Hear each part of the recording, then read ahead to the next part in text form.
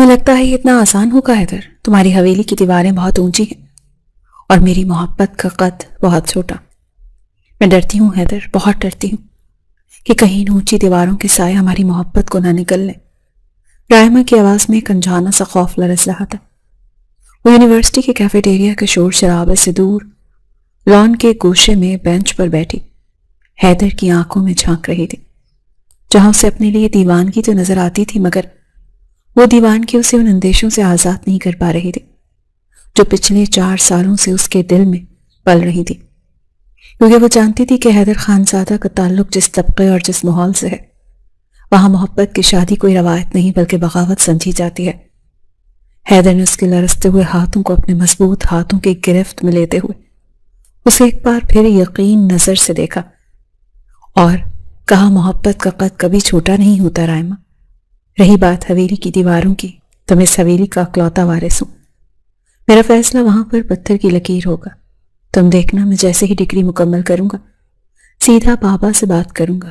مجھے معلوم ہے مشکلات آئیں گی، شاید طوفان بھی کھڑا ہو، ماں جی ناراض بھی ہوں گی، مگر میں جانتا ہوں کہ انہیں کیسے منانا ہے۔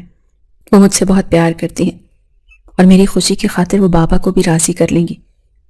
بس تم اپنے دل کو مضبوط رکھو اور ان وسوسوں کو خود سے دور کر دو، کیونکہ حیدر خانزادہ کی زندگی میں اگر کوئی عورت آ سکتی ہے تو وہ صرف تم ہو۔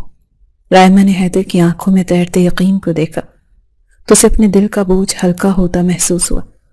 یونیورسٹی کا یہ آخری سیمسٹر تھا اور ان دونوں نے ایک ساتھ کتنے ہی خواب بن رکھے تھے۔ حیدر کو اپنی جاگیردارانہ روایات کا علم تو تھا، مگر اسے اپنی اہمیت کا بھی اندازہ تھا۔ وہ جانتا تھا کہ سرمد کے ہوتے ہوئے وہ اکلوتا تو نہیں تھا، مگر سرمد کی حرکتیں ایسی تھی کہ خاندان کی امیدوں کا محور صرف حیدر ہی تھا، اور اسی ضمن میں وہ رائمہ کو تسلی دے رہا تھا، مگر اسے خبر نہیں تھی کہ تقدیر اس کے بولے گئے الفاظ پر کس طرح سے مسکرا رہی تھی اور آنے والا وقت اس کے دعووں کی کیسی آزمائش لانے والا تھا۔ ہیلو جی ماں جی، خیریت تو ہے نا؟ اس وقت آپ نے فون کیا؟ حیدر جو ہاسٹل کے کمرے میں اپنی اسائنمنٹ مکمل کر رہا تھا، موبائل کی اسکرین پر گھر کا نمبر جگمگاتے دیکھ کر چونک گیا، کیونکہ عام طور پر اس وقت حویلی سے رابطہ نہیں کیا جاتا تھا، مگر دوسری طرف سے ماں کی آواز میں جو گھبراہٹ اور لرزش تھی، اس نے حیدر کے ہاتھوں میں پکڑے قلم کو وہیں روک دیا تھا۔ ماں کی آواز رندی ہوئی تھی اور الفاظ ٹوٹ رہے تھے۔ حیدر بیٹا فوراً گھر آ جاؤ، قیامت ٹوٹ پڑی ہے ہم پر۔ سرمد اب نہیں رہا۔ یہ الفاظ حیدر کے کانوں سے ٹکرائے تو اسے ایک لمحے کے لیے یقین نہیں آیا۔ ایسا نہیں تھا کہ سرمد کے مرنے سے اسے کوئی شدید صدمہ پہنچا تھا یا اس کے کلیجے میں ٹھنڈک پڑ گئی تھی، کیونکہ سرمد اس کا چچا زاد ضرور تھا، مگر کردار کا اتنا گھٹیا اور اوباش تھا کہ حیدر ہمیشہ اس سے نالا ہی رہتا تھا۔ بچپن سے لے کر جوانی تک ان دونوں کے درمیان کبھی بھی بھائیوں والی محبت پنپ نہیں سکی تھی۔ ایک ہی چھت کے نیچے رہنے کے باوجود وہ دو الگ دنیاؤں کے باسی تھے۔ سرمد کی بدماشیاں، گاؤں کے لوگوں پر اس کے ظلم اور آئے دن کے جھگڑے حیدر کے لیے ہمیشہ شرمندگی کا باعث بنتے تھے، مگر پھر بھی موت ایک ایسی اٹل حقیقت ہے جو انسان کو ہلا کر رکھ دیتی ہے۔ حیدر نے گہرا سانس لیا اور خود کو کمپوز کرتے ہوئے ماں سے تفصیل پوچھی تو پتہ چلا کہ گاؤں کے ہی کسی لڑکے سے جھگڑے کے دوران سرمد کو گولی لگی تھی اور وہ موقع پر ہی دم توڑ گیا تھا۔ حیدر نے فون بند کیا تو اس کے چہرے پر دکھ کے بجائے ایک عجیب سی تھکن تھی۔ اسے دکھ سرمد کا نہیں تھا، بلکہ اس بات کا تھا کہ اب اسے اپنی پڑھائی اور رائمہ کو چھوڑ کر اس گھٹن زدہ ماحول میں واپس جانا پڑے گا جہاں ہر طرف سازشیں اور دشمنیاں تھیں۔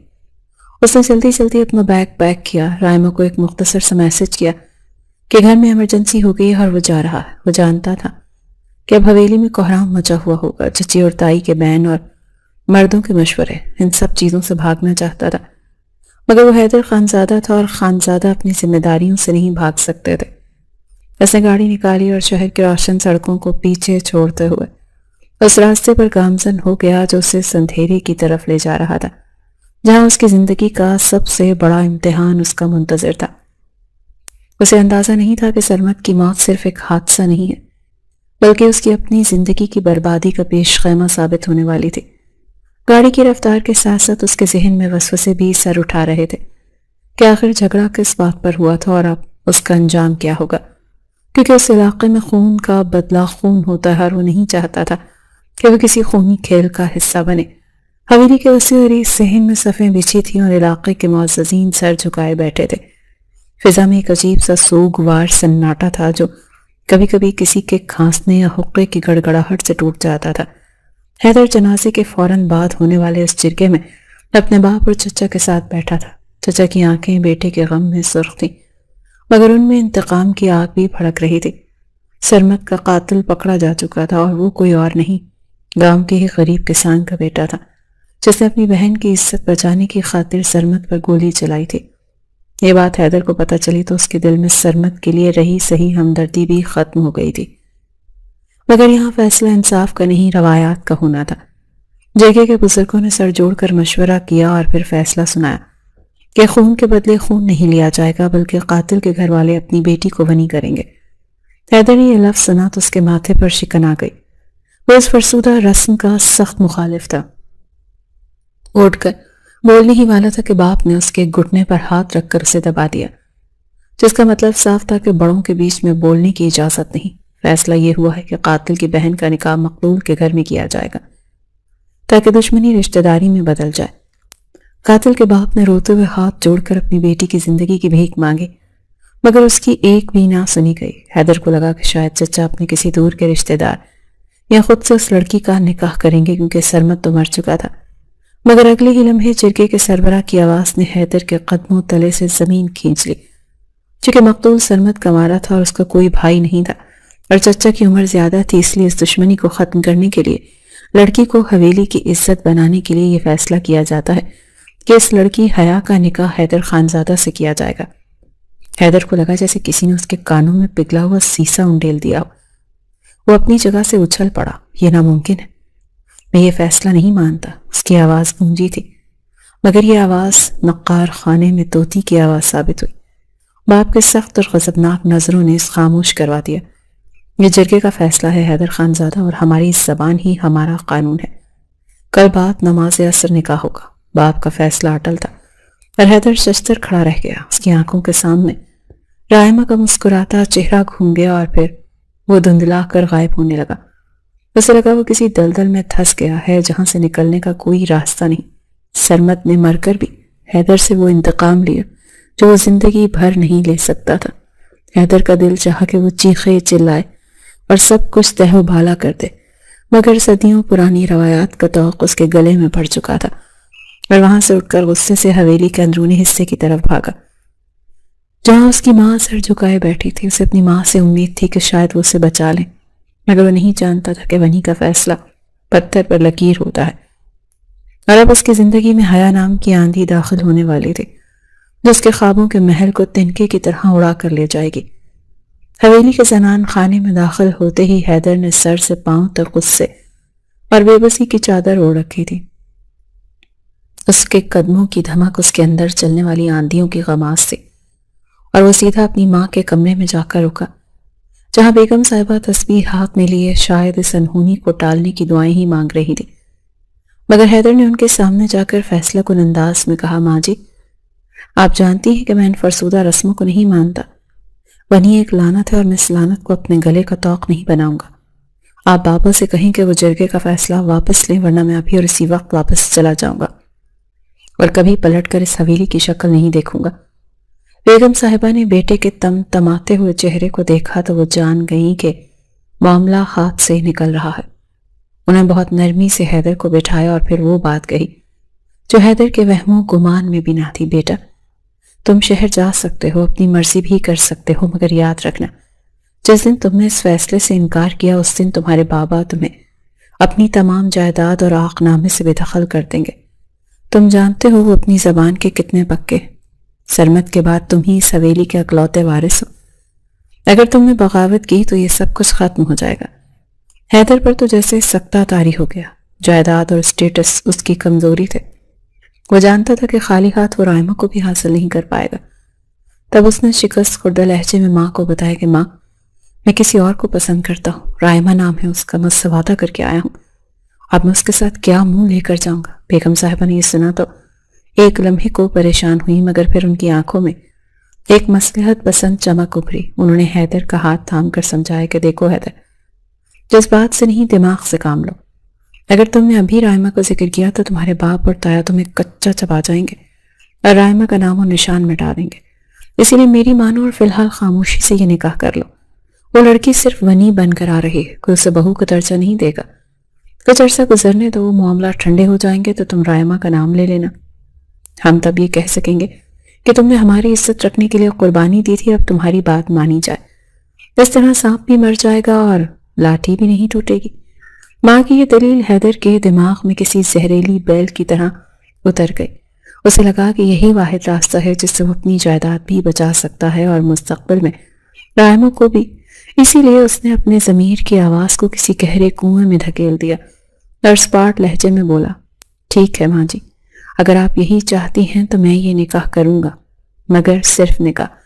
اس سے زیادہ مجھ سے کسی چیز کی امید کی توقع مت رکھیے گا. اگلے دن عصر کے بعد حویلی کے دیوان خانے میں نکاح کی تقریب کا اہتمام تھا، مگر فضا میں خوشی کے بجائے ایک عجیب سے حبس اور گھٹن تھی، جیسے یہ کوئی شادی نہیں بلکہ دو زندگیوں کا سودا ہو رہا ہو.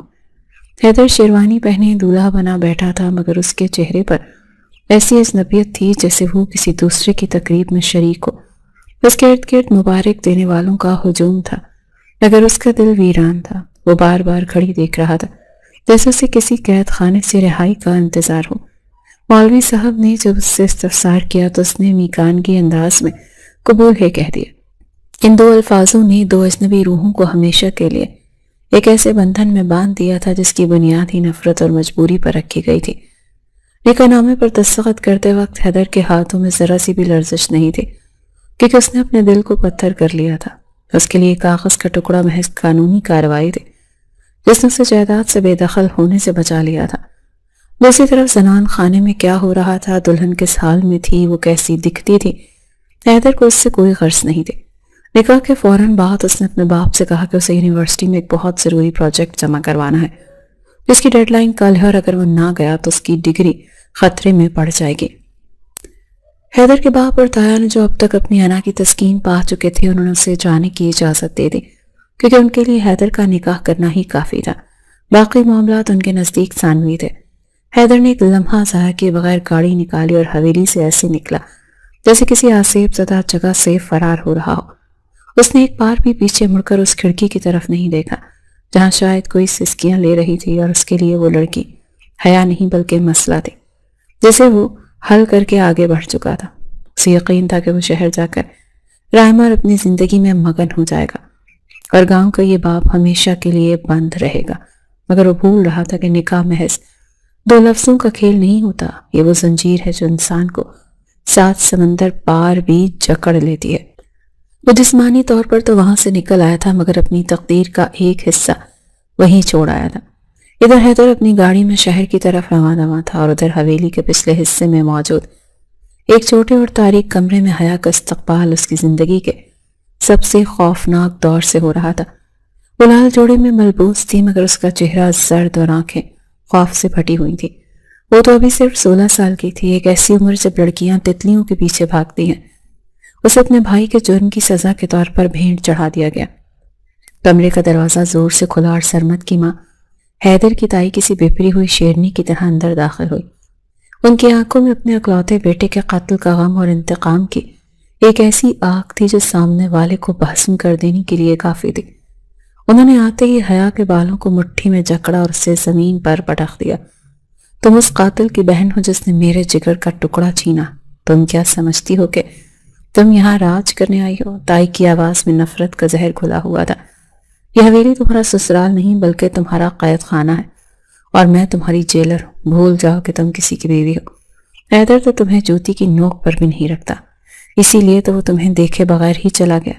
حیا جو پہلے ہی صدمے سے نڈھال تھی، حیدر کے چلے جانے کی خبر نے اس کی رہی صحیح امید کا دروازہ بھی بند کر دیا.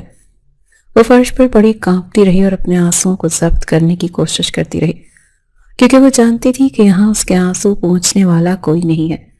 حیدر کی ماں یعنی اس کی ساس بھی وہیں دروازے پر کھڑی تھی. ان کی آنکھوں میں حیا کے لیے ہمدردی تو تھی، کیونکہ وہ بھی ایک ماں تھی اور ایک معصوم بچے پر ظلم ہوتے دیکھ کر ان کا دل بھی دکھ رہا تھا. مگر وہ اپنی دیورانی کے دکھ اور غصے کے سامنے بے بس تھی. وہ جانتی تھی کہ اگر انہوں نے حیا کی طرفداری کی تو بات بگڑ جائے گی، اسی لیے خاموشی سے سر جھکائے وہاں سے چلی گئی تھی۔ حیا اس بڑے سے کمرے میں تنہا رہ گئی۔ دیواروں پر لٹکے پرانے فانوس اسے گھورتے ہوئے محسوس ہو رہے تھے۔ اسے اپنے بھائی پر غصہ آ رہا تھا جس نے ایک لمحے کے تیش میں اس کی پوری زندگی تباہ کر دی تھی۔ وہ سوچ رہی تھی کہ کاش حیدر ایک بار اسے دیکھ لیتا، شاید اس کی معصومیت دیکھ کر اسے رحم آ جاتا، مگر حیدر تو اسے ایک اندیکھے بوجھ کی طرح اتار کر جا چکا تھا، اور اب حیا کو اکیلے ہی اس جہنم میں جلنا تھا جہاں ہر سانس کے ساتھ اسے احساس دلایا جانا تھا کہ وہ ایک قاتل کی بہن ہے، اور یہ رات تو بھی ظلم کی طویل داستان کا صرف پہلا صفحہ تھی۔ حویلی کے عقبے حصے میں بنی غلام گردشوں میں آج پھر ایک کوہرام مچا ہوا تھا۔ سرمد کی ماں کی آواز کسی بھوکی شیرنی کی طرح گونج رہی تھی، اور ان کے سامنے زمین پر گری وہ نحیف لڑکی اپنے وجود کو سمیٹے رحم کی بھیک مانگ رہی تھی، جسے قسمت نے یہاں بہو نہیں بلکہ مجرم بنا کر بھیجا تھا۔ 2 ماہ گزر چکے تھے مگر حویلی کی فضاؤں میں رچا سرمد کے خون کا رنگ پھیکا نہیں پڑا تھا، اور ان کا سارا نزلہ اس معصوم جان پر گر رہا تھا جس کا اپنا دامن بالکل صاف تھا۔ تائی نے حیا کے بالوں میں انگلیاں پھنسا کر اسے جھنجھوڑا تو اس کے منہ سے ایک چیخ نکل گئی، خدا کے لیے مجھے مارے مت تائی جی، میں نے کچھ نہیں کیا، میں تو خود یتیم ہوں۔ حیا کی سسکیوں میں ایسا درد تھا جو پتھر کو بھی موم کر دے، مگر سامنے کھڑی عورت کے دل پر انتقام کی ایسی کالی چادر پڑھی تھی کہ اسے کچھ دکھائی نہیں دے رہا تھا۔ تائی نے اسے ٹھوکر مارتے ہوئے نفرت سے تھوکا، یتیم ہے تو کیا سر پر بٹھا لیں تجھے؟ تیرے باپ نے بھی تو یہی کیا تھا، خاندان کی ناک کاٹ کر اپنی مرضی کی شادی رچائی تھی، ہم نے تب بھی اسے معاف نہیں کیا تھا، اور اب تیرا بھائی ہمارے اکلوتے وارث کو کھا گیا تو اس منحوس نسل کی نشانی ہے جس نے ہمیشہ ہمیں دکھ دیا۔ اپنے مرحوم باپ کا ذکر سن کر حیا کا دل خون کے آنسو رونے لگا۔ اسے یاد آئے کہ کیسے اس کے باپ نے تمام روایات کو ٹھکرا کر محبت کی شادی کی تھی، جس کی پاداش میں برادری نے ان کا حقہ پانی بند کر دیا تھا۔ اس کی ماں تو اسے جنم دیتے ہی فوت ہو گئی، اور باپ نے ماں بن کر اسے پالا تھا، مگر جب وہ 10 سال کی ہوئی تو وہ سایہ بھی سر سے اٹھ گیا، اور وہ ان چچیوں اور تائیوں کے رحم و کرم پر آ گئی جو اسے ایک بوجھ سے زیادہ کچھ نہیں سمجھتی تھی۔ آج وہ بوجھ ونی کی صورت میں ان کے گھر منتقل ہو چکا تھا، جہاں سانس لینا بھی جرم تھا۔ تائی نے اسے بازو سے پکڑ کر گھسیٹنا شروع کیا۔ حیا نے مزاحمت کی کوشش کی مگر وہ بے بس تھی۔ اسے جانوروں کی طرح گھسیٹتے ہوئے اسٹور روم کے اندھیرے میں دھکیل دیا گیا اور باہر سے کنڈی لگا دی گئی۔ اندر گھوپ اندھیرا تھا، اور حیا زمین پر گھٹنوں میں سر دے کر پھوٹ پھوٹ کر رو پڑی۔ وہ خدا سے شکوہ کر رہی تھی کہ آخر اس کی آزمائش کب ختم ہوگی۔ اسے لگ رہا تھا کہ یہ کال کوٹری اب اس کا مقدر ہے، جہاں اس کی آواز سننے والا کوئی نہیں تھا، مگر وہ نہیں جانتے تھے کہ قدرت نے اس کی نجات کا سبب اسی حویلی میں بھیجنے کا انتظام کر لیا ہے، اور وہ سبب اب راستے میں تھا، شہر کی چکا چوند اور یونیورسٹی کی مصروفیات سے دور۔ حیدر کی گاڑی گاؤں کی حدود میں داخل ہو رہی تھی۔ 2 مہینے بعد وہ سیمسٹر بریک پر آ رہا تھا، مگر اس کے دل میں وہ خوشیاں جوش نہیں تھا جو عام طور پر اپنوں سے ملنے کے لیے ہوتا ہے۔ اس کے لیے گاؤں اب صرف ایک ناگوار یاد بن چکا تھا، جہاں اس کے گلے میں زبردستی ایک رشتہ ڈالا گیا تھا۔ اس نے گاڑی چلاتے ہوئے گہرا سانس لیا اور خود کو یقین دلایا کہ وہ یہاں صرف چند دن گزارنے آیا ہے۔ اس دوران اسے اس نکاح کے وجود کو مکمل طور پر نظر انداز کرنا ہے۔ اس نے سوچ لیا تھا کہ وہ حویلی میں سب کے سامنے نارمل رہے گا، مگر تنہائی میں وہ صرف اور صرف رائمہ کے بارے میں سوچے گا۔ حویلی کے گیٹ پر چوکیدار نے سلام کیا تو حیدر نے سر ہلا کر جواب دیا۔ گاڑی پورچ میں روک کر وہ اترا تو سامنے برآمدے میں ماں جی کھڑی تھی، جن کے چہرے پر بیٹے کو دیکھ کر ممتا کی چمک امڑ آئی تھی۔ حیدر سیدھا ان کے پاس گیا اور جھک کر ان کے ہاتھ چومے۔ کیسی ہیں آپ ماں جی؟ آپ کا بیٹا واپس آ گیا؟ اس کے لہجے میں محبت تھی مگر آنکھوں میں تھکن واضح تھی۔ ماں نے اسے گلے لگایا تو محسوس کیا کہ حیدر کچھ کھویا کھویا سا ہے۔ وہ جانتی تھی کہ اس کے دل میں ابھی بھی اس زبردستی نکاح کی کسک موجود ہے، اس لیے انہوں نے دانستہ طور پر حیا کا کوئی ذکر نہیں کیا۔ وہ نہیں چاہتی تھی کہ آتے ہی گھر کا ماحول کشیدہ ہو جائے۔ حیدر نے ادھر ادھر دیکھا، اسے توقع تھی کہ شاید باپ یا تایا نظر آئیں گے، مگر وہاں خاموشی تھی۔ اس نے سکون کا سانس لیا کیونکہ وہ فی الحال کسی قسم کی بحث کے موڈ میں نہیں تھا۔ جا بیٹا اپنے کمرے میں جا کر آرام کر، میں تیرے لیے کھانا بھجواتی ہوں۔ ماں نے پیار سے اس کے سر پر ہاتھ پھیرا تو حیدر نے اس بات میں سر ہلایا اور سیڑھیاں چڑھتا ہوا اوپر اپنی پرانی پناہ گاہ یعنی اپنے کمرے کی طرف بڑھ گیا۔ اس کے ذہن میں صرف یہ تھا کہ وہ ٹھنڈے کمرے میں لیٹ کر رائمہ سے فون پر بات کرے گا اور اسے بتائے گا کہ وہ کتنا بور ہو رہا ہے۔ وہ بالکل بے خبر تھا کہ اس کے کمرے کی بند دیواروں کے پیچھے تقدیر نے اس کے لیے کیا منظر سجا رکھا ہے۔ وہ دروازہ کھول کر اندر داخل ہوا، بیگ صوفے پر پھینکا اور سیدھا واش روم میں گھس گیا تاکہ سفر کی گرد اور تھکن اتار سکے۔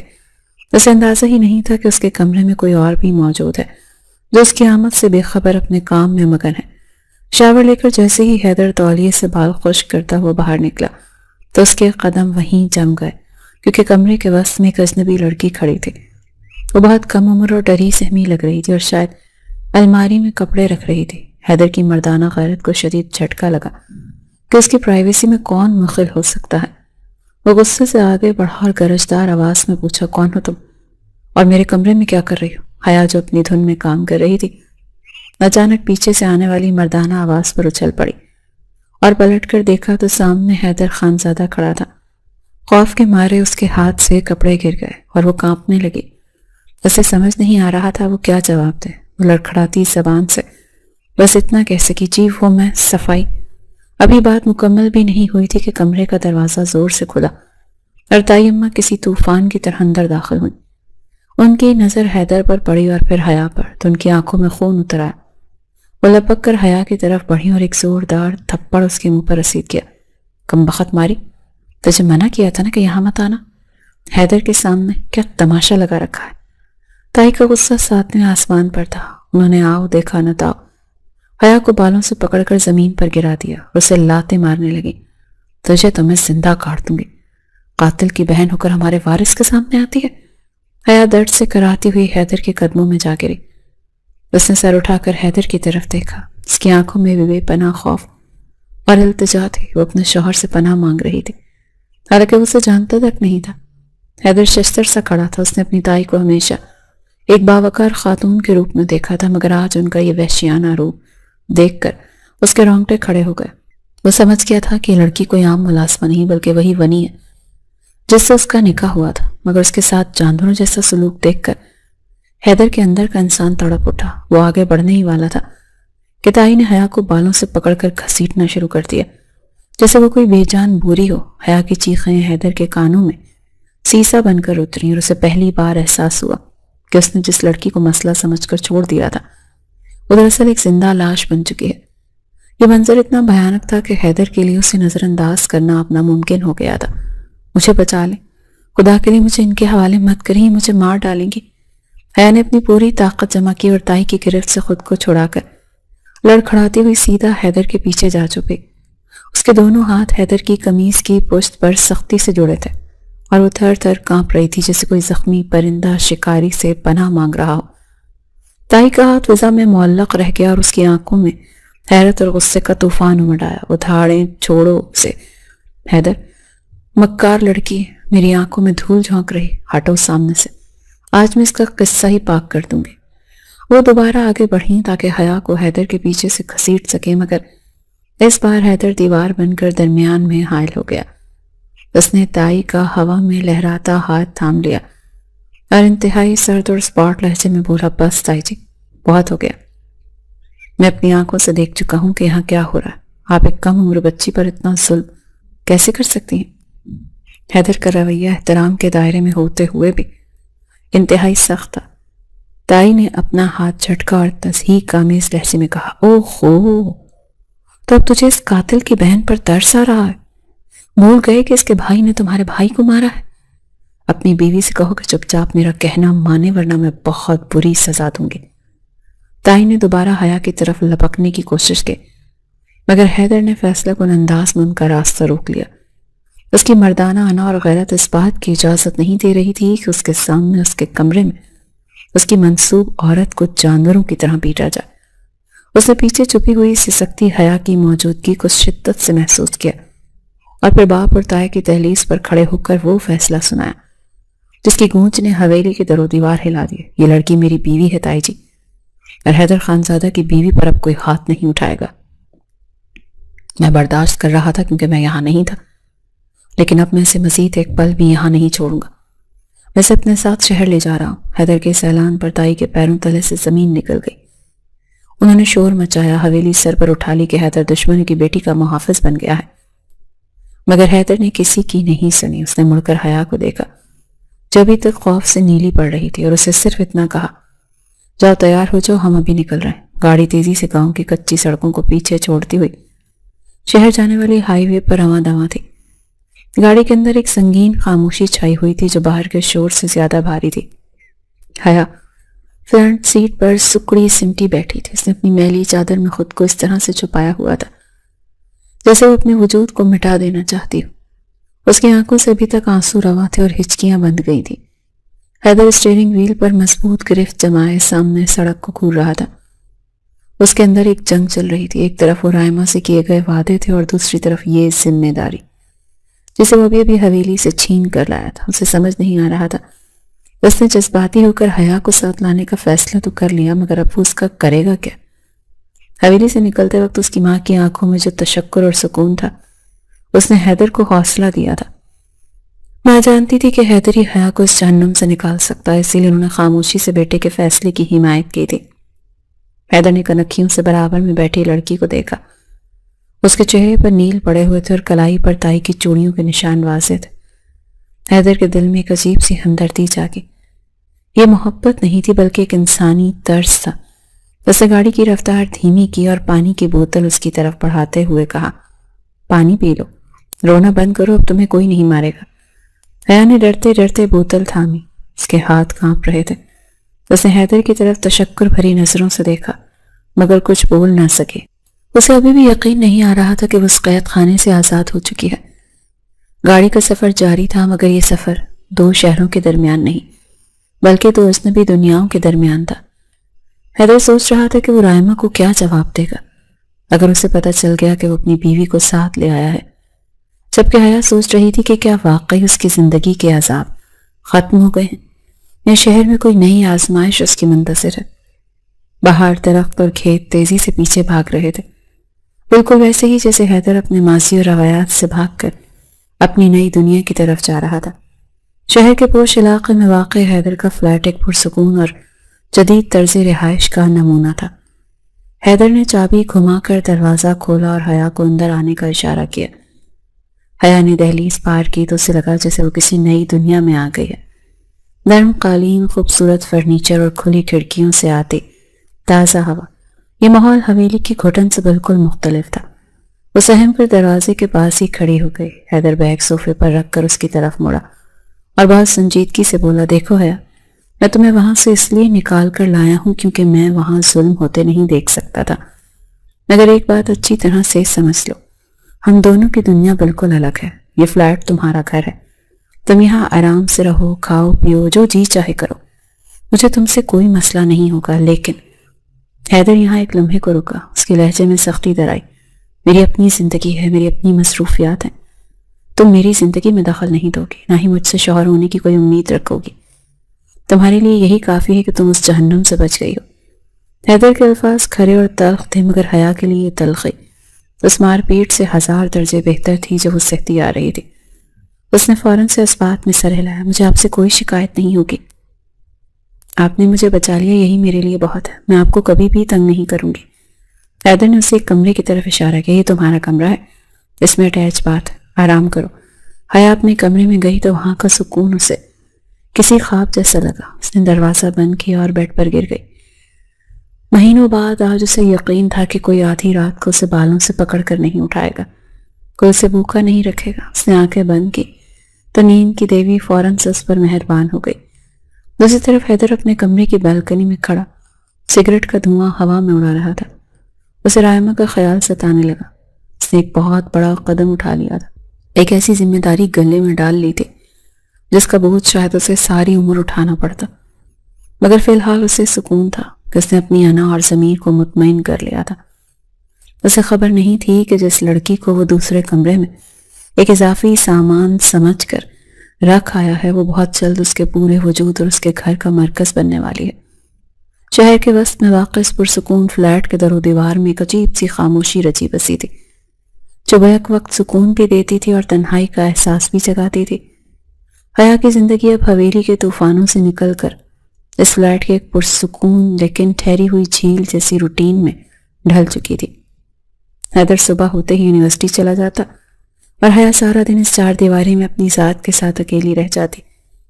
وہ کبھی بیلکنی میں کھڑے ہو کر نیچے سڑک پر بھاگتی دوڑتی زندگی کو حسرت سے دیکھتی، تو کبھی ٹی وی چینلز بدل کر اپنا دل بہلانے کی کوشش کرتی، مگر اس کا سب سے بہترین وقت وہ ہوتا جب وہ کچن میں جا کر حیدر کے لیے کھانا بناتی۔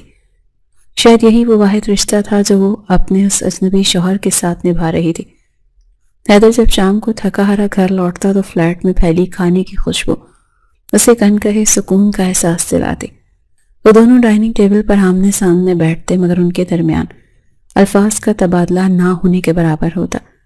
حیدر کی کوشش ہوتی کہ وہ حیا سے کم بات کرے تاکہ وہ فاصلہ برقرار رہے جو اس نے پہلے دن کھینچ دیا تھا، مگر بعض اوقات حالات انسان کے ارادوں پر حاوی ہو جاتے ہیں۔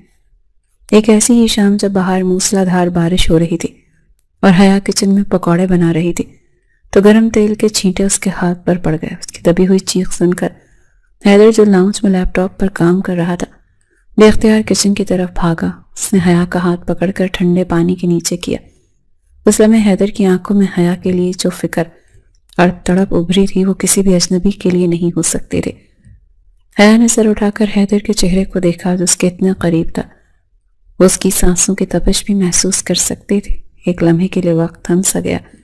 حیدر کو حیا کی جھیل جیسی گہری آنکھوں میں ایک ایسی کشش محسوس ہوئی جسے اپنی طرف کھینچ رہی تھی۔ وہ معصوم ڈری سہمی لڑکی اب نکھر کر ایک پرکشش روپ دھار چکی تھی۔ حیدر کا دل چاہا کہ وہ اس لمحے کو وہیں روک لے، مگر اگلے ہی پل اس کے ذہن میں رائمہ کا چہرہ کسی وارننگ کی طرح ابھرا۔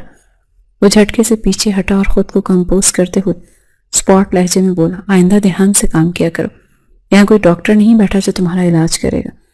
وہ وہاں سے نکل تو گیا مگر اپنے دل کی دھڑکنوں کو ترتیب میں لانا اس کے لیے مشکل ہو گیا۔ وہ جانتا تھا وہ رائمہ سے محبت کرتا ہے، مگر حیا کے وجود کی یہ انجانی سی کشش اسے بار بار اپنی وفاداری پر سوال اٹھانے پر مجبور کر رہی تھی۔ وہ خود سے لڑ رہا تھا مگر اسے اندازہ نہیں تھا کہ اس کی اندرونی جنگ باہر کی جنگ سے زیادہ خطرناک ثابت ہونے والی ہے۔ دوسری طرف یونیورسٹی میں رائمہ کی بے چینی اپنے عروج پر تھی۔ محبت کرنے والوں کی چھٹی حس بہت تیز ہوتی ہے، اور رائمہ کو پچھلے کچھ دنوں سے حیدر کے رویے میں غیر محسوس سی تبدیلی نظر آ رہی تھی۔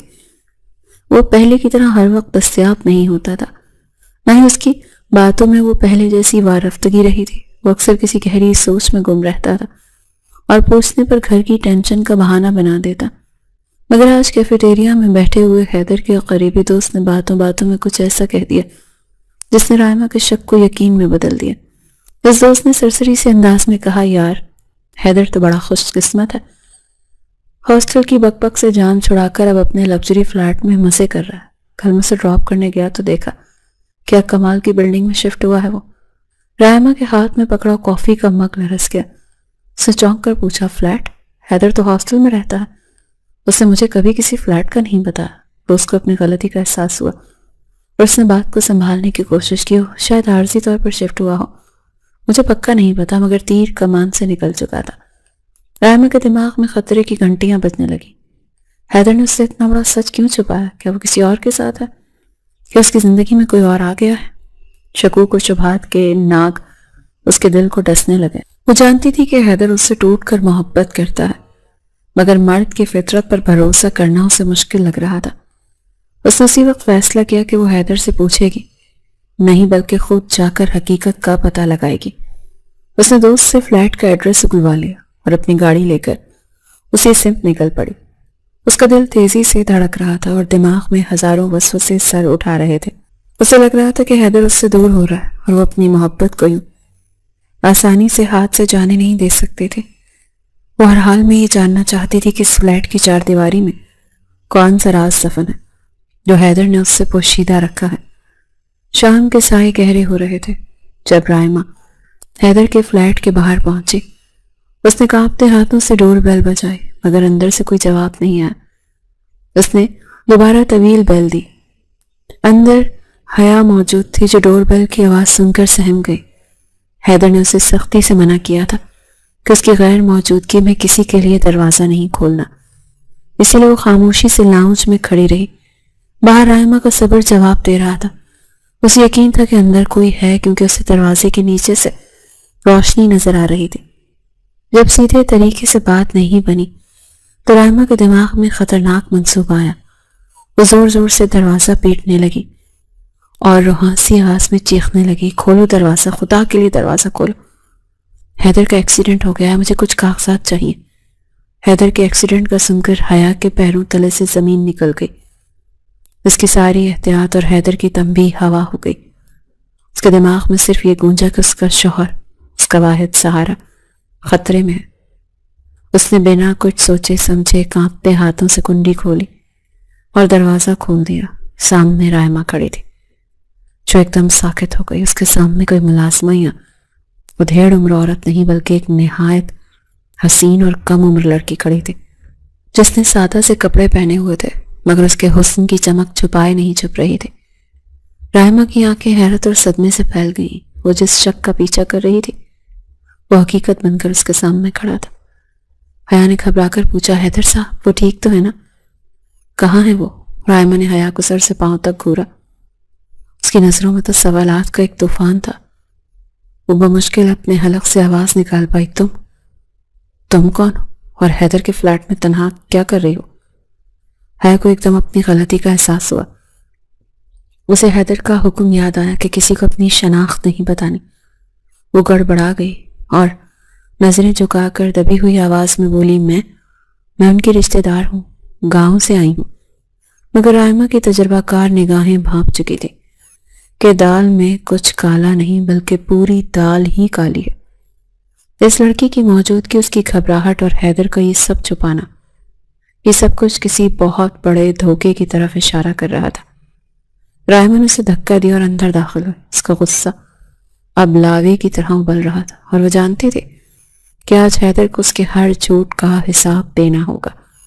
فلیٹ کا دروازہ کھلا اور حیدر اندر داخل ہوا تو سامنے کا منظر دیکھ کر اس کے پیروں تلے سے زمین نکل گئی۔ لاؤنج میں رائمہ کسی زخمی شیرنی کی طرح ٹہل رہی تھی اور صوفے کے کونے میں حیا سہمی ہوئی بیٹھی تھی، جس کا چہرہ آنسوں سے بھیگا ہوا تھا۔ حیدر کو دیکھتے ہی رائمہ کا ضبط جواب دے گیا۔ وہ تیزی سے آگے بڑھی اور بنا کسی تمہید کے حیدر کے گریبان کو جھنجھوڑ ڈالا۔ واہ حیدر خانزادہ واہ، کیا کمال کی اداکاری کی ہے تم نے میرے ساتھ۔ میں پاگلوں کی طرح تمہاری محبت کا دم بھرتی رہی اور تم یہاں اپنی داشتائیں چھپائے بیٹھے ہو۔ رائمہ کا منہ سے نکلا ہوا لفظ داشتہ حیدر کی سماعتوں پر ہتھوڑے کی طرح برسا۔ اس کی آنکھوں میں خون اتر آیا۔ رائمہ سے محبت ضرور کرتا تھا، مگر اپنی غیرت پر یہ گھٹیا الزام برداشت کرنا اس کے بس سے باہر تھا۔ اس نے رائمہ کے ہاتھ جھٹکے اور ایک زوردار تھپڑ اس کے گال پر رسید کیا، جس کی گونج نے کمرے میں چھائے سناٹے کو چیر کر رکھ دیا۔ زبان سنبھال کر بات کرو رائمہ، وہ کوئی رکھیل نہیں، میری عزت، نکاح کیا ہے میں نے اس سے، بیوی ہے وہ میری۔ حیدر کا یہ اعتراف کسی بم دھماکے سے کم نہیں تھا۔ رائمہ نے گال پر ہاتھ رکھ کے پھٹی پھٹی آنکھوں سے اسے دیکھا۔ اسے اپنے کانوں پر یقین نہیں آ رہا تھا۔ وہ لڑکھڑائی اور پیچھے ہٹتی چلی گئی۔ تم نے شادی کر لی اور مجھے بتایا تک نہیں؟ تم اتنے بڑے دھوکے باز نکلو گے میں نے تو سوچا بھی نہیں تھا۔ تم نے میری محبت کا تماشا بنا دیا حیدر۔ وہ دھاڑے مار مار کر رونے لگی تو حیدر کا غصہ ایک دم جھاگ کی طرح بیٹھ گیا اور اس کی جگہ شرمندگی نے لے لی۔ وہ آگے بڑھا تھا کہ رائمہ کو سمجھا سکے، اسے اپنی مجبوری بتا سکے کہ یہ نکاح کن حالات میں ہوا، مگر رائمہ نے نفرت سے اس کا ہاتھ جھٹک دیا۔ مجھے تمہاری کوئی فضول داستانیں نہیں سننی۔ اگر تم چاہتے ہو کہ میں تمہاری زندگی میں رہوں تو ابھی اور اسی وقت اس لڑکی کو طلاق دو۔ مجھے یہ تمہارے فلیٹ میں تو کیا تمہاری زندگی کے کسی بھی گوشے میں برداشت نہیں ہے۔ فیصلہ تمہارے ہاتھ میں ہے حیدر خانزادہ، یا یہ گاؤں کی گنوار لڑکی یا میں۔ رائمہ نے اپنا آخری فیصلہ سنایا اور پرس اٹھا کر وہاں سے آندھی طوفان کی طرح نکل گئی۔ حیدر اسے روکتا رہ گیا مگر وہ جا چکی تھی۔ پیچھے حیا جو اس سارے تماشے کی خاموش تماشائی تھی، اس لفظ طلاق نے اس کی روح تک کو کانپنے پر مجبور کر دیا، کیونکہ وہ جانتے تھے کہ عزت کے بغیر اس کی دنیا میں کوئی پناہ گاہ نہیں تھی۔ اگلے چند دن حیدر کی زندگی کے مشکل ترین دن ثابت ہوئے تھے۔ وہ رائمہ کو منانے کی سرتوڑ کوششیں کرتا رہا، دوستوں کو بیچ میں ڈالا، قسمیں کھائیں کہ یہ نکاح میں اس کی رضامندی شامل نہیں تھی۔ آخرکار رائمہ کی ناراضگی کچھ کم ہوئی، مگر اس کی شرط اپنی جگہ اٹل تھی کہ پہلے طلاق پھر بات۔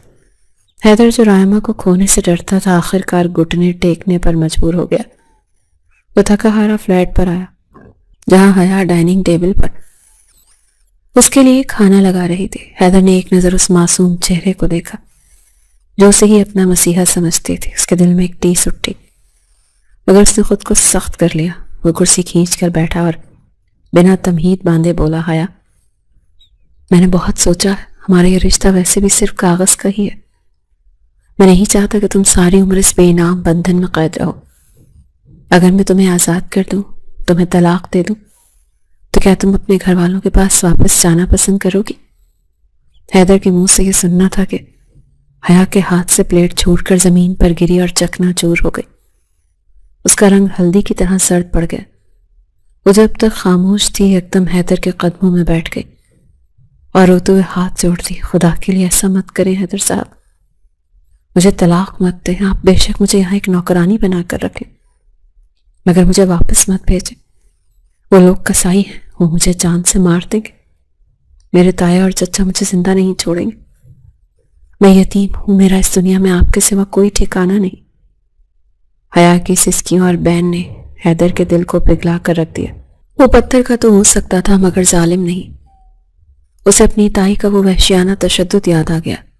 اسے احساس ہوا کہ حیا کو طلاق دینے کا مطلب اسے موت کے گھاٹ اتارنا ہے۔ اس نے جھک کر حیا کو کاندھوں سے پکڑ کر اٹھایا اور اسے دلاسا دیا کہ بس چپ کر جاؤ، میں تمہیں کہیں نہیں بھیج رہا، ان ظالموں کے آگے تمہیں کبھی نہیں پھینکوں گا۔ حیدر نے اسی وقت فیصلہ کر لیا کہ وہ رائمہ کو سمجھائے گا۔ اگر وہ مانی تو ٹھیک، ورنہ وہ کسی بے گناہ کی جان کی قیمت پر اپنی محبت نہیں خرید سکتا۔